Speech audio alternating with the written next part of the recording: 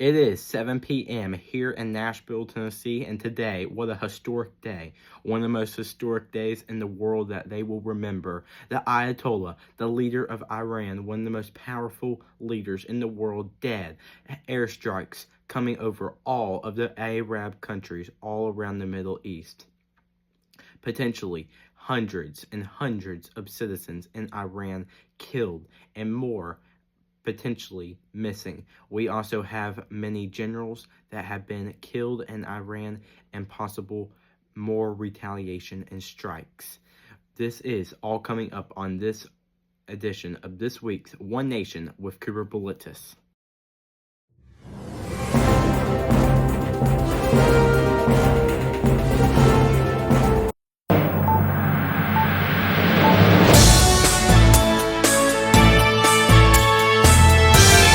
Ladies and gentlemen, it is 7 p.m. and it is February 28th.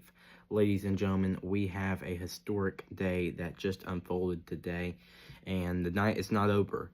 There can still be a lot more possibilities as we come in for the night, but today, when you woke up, airstrikes this morning around 1 a.m. as we were all asleep came over to the country of Iran, along with Israel and the U.S., launching potentially very, very, very massive airstrikes on the country of Iran. First, we had the nuclear capabilities that were just obliterated. We know that a lot of the military was obliterated. We know that ships were on fire and obliterated. Other Iranian Navy. We know that there was more and just more that were just obliterated this morning. And that's not just all we have. We had 201 citizens killed for right now. 85 of those are civilians. And we also had this morning that almost about 108 students on in a school, at a girls' school in Iran, was killed. We know that the leader of the Ayatollah, Ayatollah Khamenei, who has been in power since 1989, was killed today. And we know that a lot of other officials, we know that the Minister of Defense and other generals were killed today.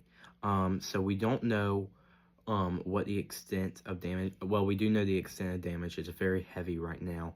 But we do know that all the Arab countries all around the Middle East, that includes Dubai, United Arab Emirates, Saudi Arabia, and others, have been hit in this. Have pretty much had to come over fire from missiles struck by Iran that have launched from Iran. They're targeting U.S. bases. We know that Saudi Arabia is one of those countries just a little earlier ago that was trying to defend its country.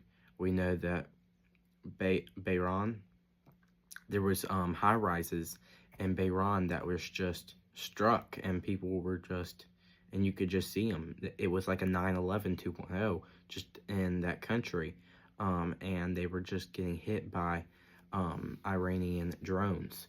We know that, and also in Bahrain, that there was United States 4th Naval Fleet headquarters was hit, and we don't have any deaths right now coming out or any U.S. service members killed right now, but we are thankful for that. But right now, President Trump this morning made a video on Truth Social that he tweeted out, saying that this will be a days-long event. Now, earlier today, he said that there could be many off-roads of this if the new leadership or whoever takes the Ayatollah's place will surrender their weapons. Now, we do know that there's multiple casualties coming out of this. So, what we know right now at the latest, like I said, that school, there is a death toll of 108 kids that have been killed, girls that have been killed in Iran. We know that we know that the attention will now be on the IRGC, and if they will strike, if they will put more retaliation on these U.S. bases. So we don't have confirmation that President Trump will be speaking today. That's what his press secretary Caroline Levitt has said.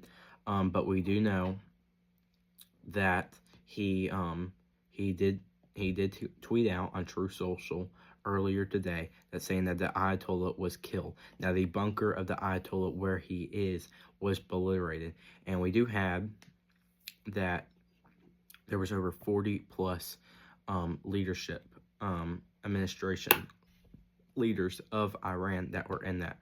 We know that the president of Iran, Sardan Pagadian, is still alive at the notice right now, but we do know that the retaliation of these strikes today in Iran has already happened.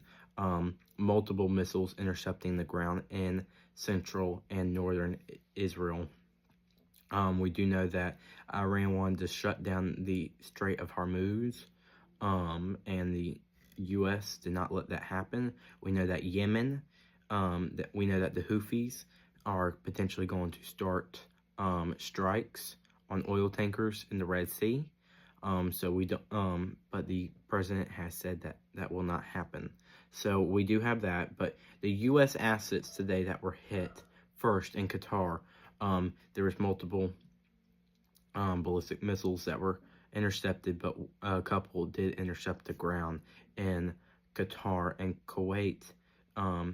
There was multiple ballistic missiles that hit the ground in Kuwait and they were also intercepted. In Kuwait International Airport, there was a very large debris and drone that intercepted Kuwait International Airport Terminal 1 and has put extensive damage on that. We know that in the United Arab Emirates. And also, as we say these are not just military, U.S. military targets. Iran is retaliating, but these are also civilian targets. In the United Arab Emirates, we had a luxury hotel that was on fire. That was potentially, that a missile from Iran struck it. We know that in Bahrain that there was multiple apartment buildings, multiple high-rise apartment buildings, like 20 stories, that were hit.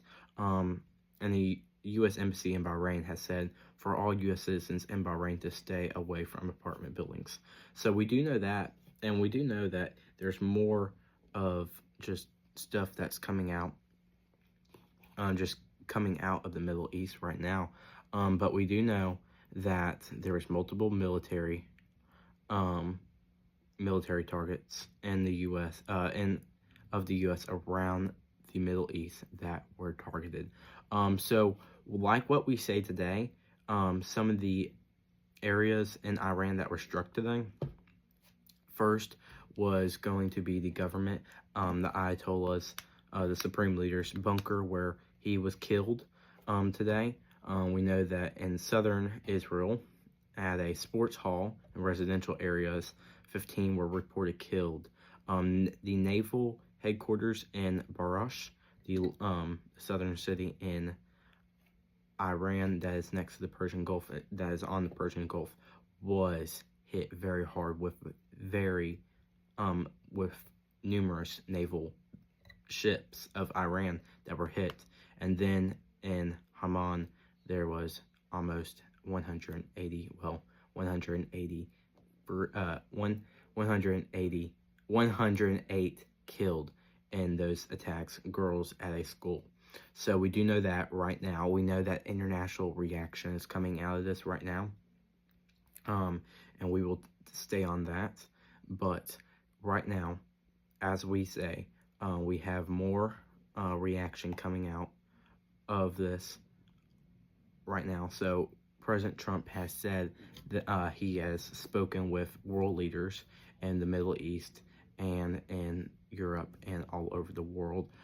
So as I tell you this international reaction in just a few minutes, and then I'll let you go, ladies and gentlemen, So with this international reaction, we are going to go to, first off, Argentina, that said that they support these attacks. Australia support these attacks.